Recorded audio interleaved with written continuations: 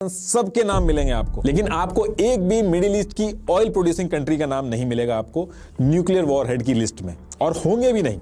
ये कभी जिंदगी में नहीं होने देंगे। अब आप इस पे कहोगे कि ईरान तो बना रहा है, ईरान बनाने वाला है, तो हाँ देखिए ईरान के बनने की पॉसिबिलिटी है, लेकिन उसके पीछे भी काफी गेम चल रहे हैं। अभी देखिए जब तक मिडिल ईस्ट में अकेले, सिर्फ और सिर्फ अकेले इजराइल के पास न्यूक्लियर रहेंगे, तब तक इजराइल डोमिनेट करेगा, और जब तक इजराइल डोमिनेट करेगा तब तक मिडिल ईस्ट के ऊपर यूएस अपनी मनमानी करेगा, यूएस का कंट्रोल रहेगा। और चाइना और रशिया जो है वो बिल्कुल नहीं चाहते हैं कि यूएस अपनी चलाए, तो धीरे धीरे ईरान को सपोर्ट कर रहे हैं कि ईरान और स्ट्रांग हो, और ईरान स्ट्रांग होगा सिर्फ और सिर्फ न्यूक्लियर से। एक न्यूक्लियर डेटरेंस के बारे में आपने सुना होगा, इसकी वजह से दो न्यूक्लियर कंट्रीज जो हैं वो आपस में नहीं लड़ पाती हैं, बीच बचाव हो जाता है। आप सोच के देखिएगा कि कोई दो न्यूक्लियर कंट्री और वो आपस में लड़ गई हो, नहीं लड़ने दिया जाता है। अभी इजराइल की मैं बात करूं तो ईरान को कितना भी जाके मार ले, या फिर पैलेस्टीन में कितना भी कुछ कर ले, इतना ज्यादा कोई बीच बचाव नहीं करेगा। लेकिन अगर ईरान के पास न्यूक्लियर आ गया तो फिर ये लड़ाई बैलेंस हो जाएगी, दुनिया लड़ाई होने नहीं देगी इसको। तो ईरान को न्यूक्लियर देके इस पूरे रीजन में पावर को बैलेंस करने की कोशिश की जा रही है। जैसे यूएस के अगेंस्ट में जो कंट्रीज हैं